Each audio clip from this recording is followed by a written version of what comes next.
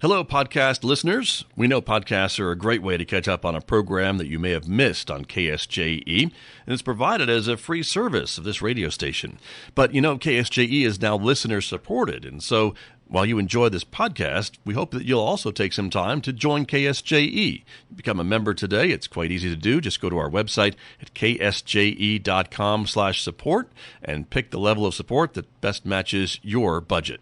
Thanks again for listening. Here's your podcast. We have a 911. Armed robbery in progress. See surplus store, corner People's Drive, 144th Street. Hi, welcome to CopShop. I'm Nicole Brown. I'm the Public Information Officer for Farmington Police Department. And I'm Chief Steve Hebbe with Nicole, as always. Yeah. We're having off to a little rough start. The pandemic has us off our game a little bit. A little bit. It's strange to be here at KSGE and there's like no one in the halls outside and it's just a little... All the lights are down. I know. Saving energy. We can't give Scott a hug when we walk in. No, weird. none of that. Although we still adore him, of course. Yes, from afar. But we've actually got a guest with us today as well. And he is somebody you know well. He is. We have Tyus, Ellison with Dispatch with us. Yeah, thanks for having me. Welcome. Yeah. I mean, it's been very busy at the dispatch center. I'm really glad I was able to get away. Get a we short are little too. break. Yeah, just a little bit of time. No, we're super glad that you're on because there's a lot of information sharing that we can do right now and to kind of help your call load and that. So we're excited Me to too. have you. Thanks for having me. Yeah. So these are unusual days for us, and we thought Tyus could help us help you. And help us help you. That was Jerry Maguire. That's a great movie. Help me help you. That's right. And, maybe we can get Scott dancing, for the money. Show me the money. But we're trying to answer some of your questions, and we know lots of folks have had them. The dispatch center gets a lot of calls. We've had a lot of messaging and calls to the police department asking things that are now part of our basic lives, and we need answers to. So we're going to give you some information today and talk about where you can find some of those answers and maybe dispel some rumors as well. Rumors in a time of crisis always seem to pop up, and I'm not even sure where they come from, but we can clear up a bunch of those today. So it should be a good show. Yeah, hopefully. We really hope that we address a lot of that. So Tyus, first tell us about you. Oh gosh, where do I start? So I've been working with the San Juan County Communications Authority for coming up to 3 years next month. Awesome. Yeah. Prior to this, I used to work with the Shiprock Police Department and dispatch with them. And I don't know, it's a field I never seen myself in my younger days. Well, kind of am still young, but in my younger days, I never see myself going into this type of field, and I just love it. I go to work every day. It's not one of those jobs where you just like, it's something new every day, which is what I love. I like to call it the hardest job you'll ever love. That is very true. Those are true words. So what are some of the calls that you guys are receiving at dispatch that we can kind of help maybe answer some questions on? I think one of the biggest calls is probably like travel related questions, and a lot of whenever they first announced the essential, non-essential employees and stuff like that, a lot of people started asking, am I essential, am I non-essential? And that's probably where the largest call load comes from, is that, and including the travel, like, can I travel, or I do this, or like my husband takes care of like horses or whatever, and just like livestock and other stuff. They're asking, like, can we do that? And yeah, and so we've gotten some of those questions too, and I don't know where the rumor started that people can't travel, why they feel like they're locked down, but no one's locked down right now. And there's no paperwork or, there's no documentation that you have to have on you in case the police stop you. Officers may stop you just like any other day. We're still out there enforcing the law and enforcing speeding and making sure that people are safe when they're traveling. But we're not pulling people over randomly looking for paperwork to prove that you're an essential person. First of all people are essential, aren't exactly. they? 100. Everyone's all essential. people are That's essential. right. Yeah. That's right. However, as far as being out of your house during the quarantine, certainly the governor's order is she wants us to stay home unless absolutely critically necessary to be out. That does include a few jobs, and it does include things like shopping and so the ability to get food and things like that. But it is not true the police are stopping people demanding proof that they should be out or can be out, and so you can travel if you absolutely need to. It's just recommended right now, because we don't want to spread this around to each other. It's recommended that we hunker down here for a few weeks and we try and ride this out and see if we can tamp down this virus. Exactly. And so if you are listening and you know anybody who's been telling people that, please tell them to stop, because it's not true. You can travel.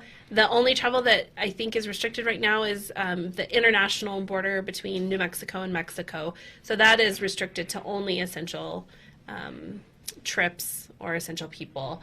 So that is off there. We did put up yesterday.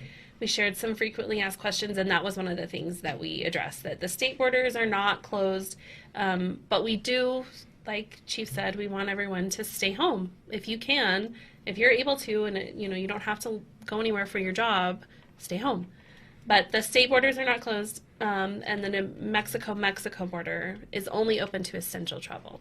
So last weekend we were dealing with a rumor that was going around that the New Mexico National Guard was being activated and that they would eventually close down all the borders. I'm not really sure if that's possible to do. It sounds like something you could see on a good movie. It sounds like a lot of work. It sounds like a lot of work. It sounds like more people being out than we probably want. Yeah, exactly. But in this case, that rumor actually made it all the way up to Washington, D.C., so I think it was the Department of Health and Human Services. They got on and talked about it and said that is not true. We are not doing that anywhere in the country. There is no National Guard activation shutting down borders, and that has proven to be false, obviously, here this week. So borders are open for travel if you absolutely need to. But I do want to say, though, we're sitting here talking about people and questions and how we're writing out. I really feel like our community's done just an outstanding job during a very difficult, unprecedented time. Mm-hmm. So 29 years I've been in law enforcement. I've never seen anything like what we're seeing right now. And really, our citizens, when I have to be on the road to head into work, our citizens are not out there. I mean, the road is really not congested. People are staying home. I know people are out walking and doing things like that, which is great, but they're not packing off to work every day, and I appreciate it, and it is going to make a difference. It is going to help your neighbor. It is going to help your family. I agree. We've seen some comments on our page of people saying that people aren't staying home, so I kind of ventured out a little bit yesterday, just through town instead of my normal route, and I had to disagree. I felt like I was at Main and 30th, which is a big busy intersection, and typically there's 12 cars waiting to turn left onto Main from 30th, and there were 4. So I think that the problem that we have in Farmington with that is a lot of healthcare and law enforcement and oil and gas are some of our biggest employers, right? And they're all essential. So, right. It does look like there's a lot of people out, but I really think it's just people going and getting essential needs and going home, and then essential workers. So I don't think that our community is acting, I don't think they're disregarding the request. That's what I'm trying to say. Thanks. I mean, we're not in New York City. They show some of those pictures of New York City. Well, first of all, that's extremely condensed. And like you said, I don't know that they have oil and gas. I don't know that they have hospitals right down in the heart of downtown New York City. So maybe, and I know they used to have a lot of tourists, and they're not having the tourists there. Mm-hmm. But as far as we go, I also want to do a major shout out for people that don't get heralded very often, and that's our store clerks. Oh, man. Exactly. All those folks are showing up to work. Somehow, massively, they became essential workers, right? They are. Almost overnight, and they're going in every day, and they're facing this crisis right in the eyes, and they're helping us get food for our families, and they're staying open, keeping the stores open, restocking the shelves when they, in between shifts. I'm really proud of them. And they should be proud of themselves, and their families should be proud of them. But we should all be appreciative of it. Oh, man. And just the couple times that I've gone out to grocery shop, they have been so wonderful and kind, and that is just I always just want to hug them because you know that it's so stressful for them right now, and they're working long hours, and a lot's going on for them, and they're still providing excellent customer service, and they're happy to be where they are. And so just like you said, shout out to them. They're doing amazing, and we couldn't function without them. Now, we could put up a resource to see if you actually can hug the store clerks in a pandemic. I'm going to go out on a limb and say I don't think they no, I know. So. I want to just be like air hugs, guys. Air hugs. Yeah, now that maybe we can do. Yeah. Maybe like a little shoulder as you walk by or something. I know. Yeah. But So, they're doing amazing. They are doing amazing, and they don't get very many shout-outs. They so, don't. Yeah. You know. I mean, I've gone to I've gone to a few grocery stores, but just every time you just see just everyone's faces, like there's obviously that face of worry, and it's like, you know, just stay home as much as you can. That's basically what it is right now. So, Tyus, what else? Are there openings up there, Tyus? Yeah. Do you have openings? At We this did. We had job openings earlier this year. Unfortunately, we did close them. We did receive the amount of applicants we need, Oh, yay! and That's good to so hear. they're currently they're currently in the hiring process, but I believe that's been halted for the time being due to the current situation. So, but we're pretty hopeful that all of them pass through the prerequisites and hopefully get through. So, how long does it take to train a dispatcher? Typically, it actually just varies between like training will sometimes take longer than usual. It really just depends on just how they receive the training and how they're able to perform it. For me, it took me 6 months to just successfully go through all the training process, but that's only because I had experience. Previous experience. So you two knew each other when before I was able to spirit Nicole away and bring her over to the dark side. How long did you guys work together? Oh, well, as long as I was there, 2 years. 2 years. Yeah. And she was your supervisor? She was a supervisor, was. yeah. She was my supervisor. I was. So she's kind of my supervisor now. So tell me any I believe tricks. it. Yeah. You know, it didn't take long. I thought there was a probationary period. No. I look at my collar. And I think I'm still chief, but it doesn't always feel like it. You got to spit out your gun before you. I guess so. You can't be. Yeah, That's I had my that job. yesterday. That was another one yesterday. So she's a taskmaster. But so I'm sure you're a great dispatcher as a result of that kind of micromanaging. I try my best every day. Very So, good. fun fact, Tyus was in training the day of the Aztec shooting on Channel 10 on the Farmington Primary Channel, and his trainer had called in sick that day, and so as a supervisor, I was sitting with him. Yeah. And we joked after the fact, after, you know, we had kind of already dealt with everything, Tyus was like, man, for like a hot minute, I was signed off by myself. Yeah. Probably the scariest. Because there was a lot going 45 on minutes. as a supervisor that I was kind of working and doing. And so poor Tyus is a brand new little trainee. He was signed off by himself for like 10 minutes. Yeah. On the Farmington Yeah. Range. It was a very busy channel. But we got through it. We did. Yeah. Successfully. Well, and that's, people see the police officers, and, of course, I love the cops.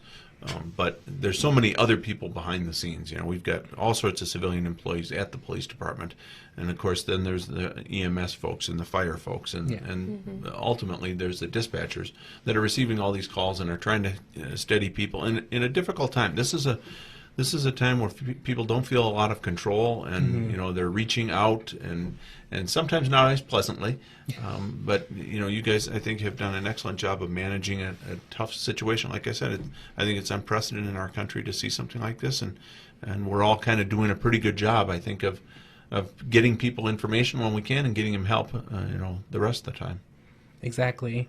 And like another thing we want to stress, like he said, we're trying to get this under control. We're receiving multiple calls daily and asking like just several questions where unfortunately we sometimes don't have the answer to, and we have to redirect you to another location. Most of the time we're directing people to like the New Mexico Department of Health's non-health related COVID-19 hotline. But we only have 4 non-emergency lines at dispatch. And whenever all 4 of those lines are taken, the line rings busy whenever someone calls non-emergency. And we only have 14 911 lines. And so for whatever reason, whenever people get a busy tone on non-emergency, they hang up and dial 911. And they're asking non-life or death questions. They're asking non-emergency questions. We just ask that everyone just try and be patient and just keep trying until you get someone. There's only so many of us that work in a shift, and with all the calls that are coming in, we're trying our best to keep the flow of calls coming in. Well, but I think it's important to point out that police and fire and medical dispatch is not the place to be asking those questions. Exactly. That there's so many resources out there, and we are really trying our best to get those resources put out as much as we can on every platform available. But things are changing very rapidly, and so it's very difficult to make sure that we're providing the correct places to get information, and we really are working as hard as we can to provide it to you guys, and make sure, because we know that this is making a lot of people anxious. I'm not an anxious person, but this all makes me have a little bit of anxiety, and so we want to provide that information, but dispatch isn't, it's real, other emergencies are still happening as well as this.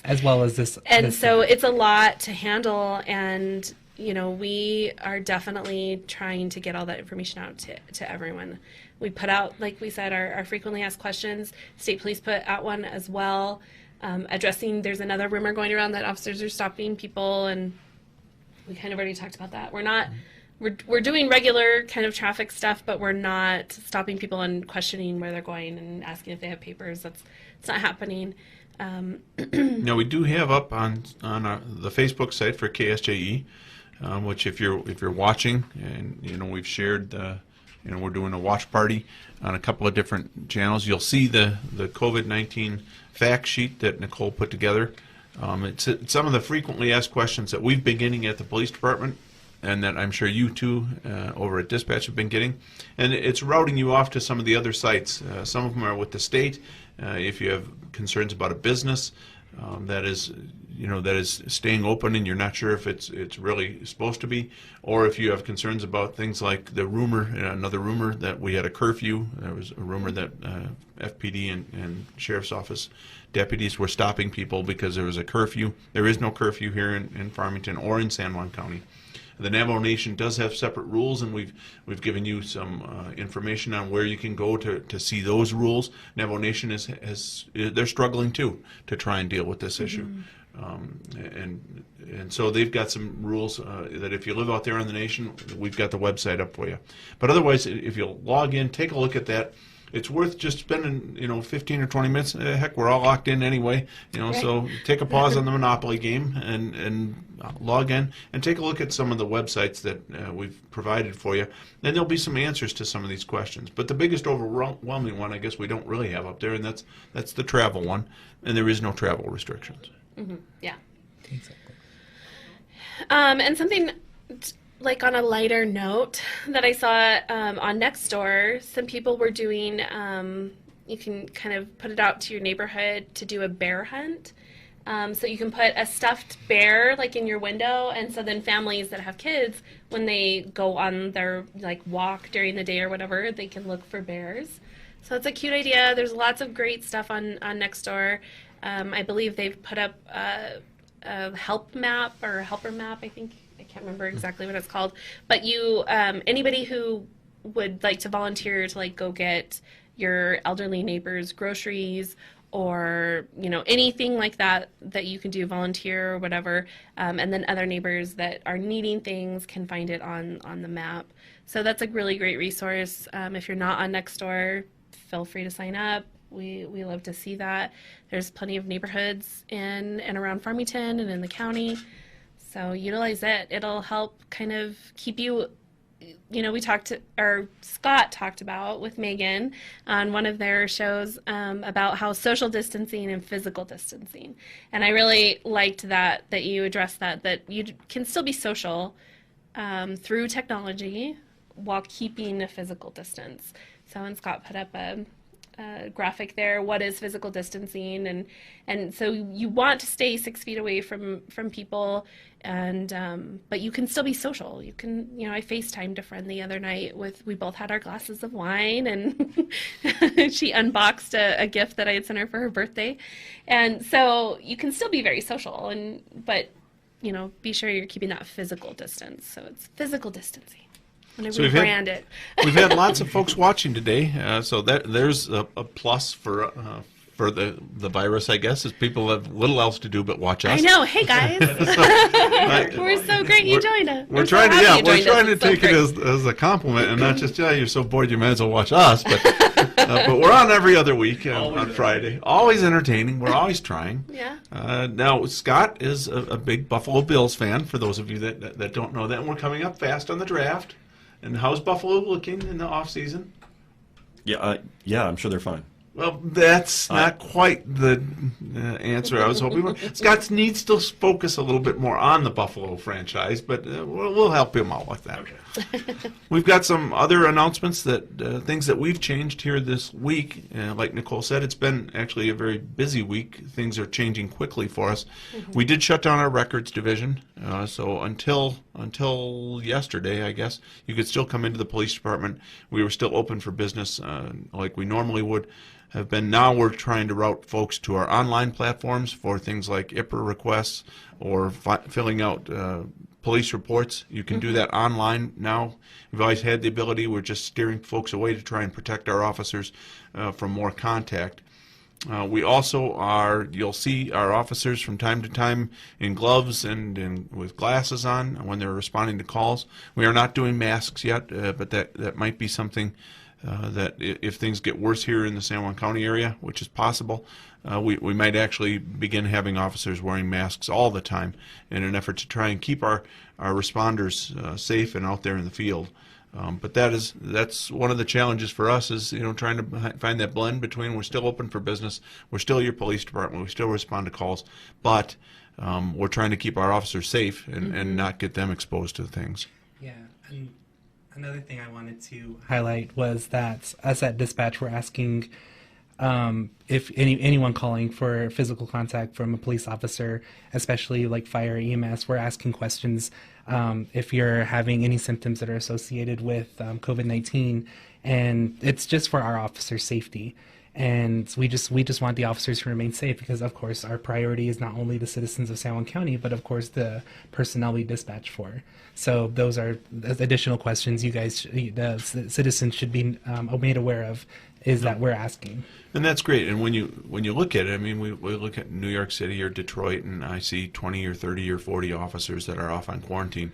And folks, if we have 20 or 30 or 40 officers get hit and can't come to work, we're going to have a problem here in San Juan County. And it doesn't matter if it's FPD. We have about 128 officers right now.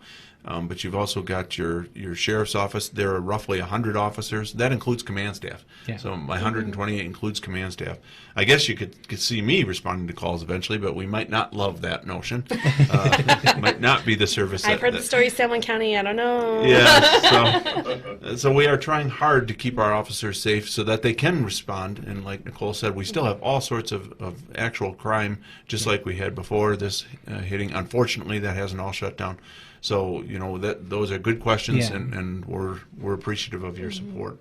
So we are almost out of time, but we did want to say again, thanks everyone for tuning in, and really be aware of the sources that you're getting your information from, because there are some rumors floating around. There's posts that get out on social media that aren't always factual, they aren't always true. So really be conscious of where you're getting your news from. Everything is changing very rapidly, and all the official sources are trying really hard and working really hard to get the correct information out to the public. So follow those pages. Follow San Juan County OEM, the Office of Emergency Management, the Sheriff's Office, FPD, the City of Farmington, San Juan County. We're all really working together, and of course dispatch has we have really our good information. We have our social media site too. We have San Juan County Communications Authority on Facebook, at SJCCA 911 on Twitter and Instagram. So those are really good places. So we're signing off, but we're proud of you. And thank you very much for all you're doing to keep this community safe. And we'll see you in 2 weeks on the Cop Shop.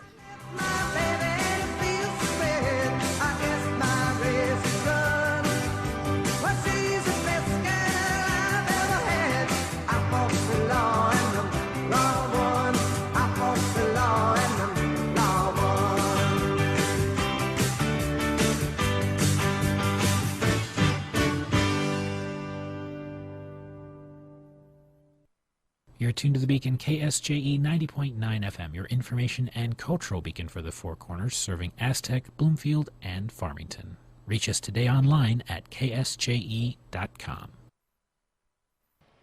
Did you enjoy that podcast? We hope that you did. And if you did, share it with your friends.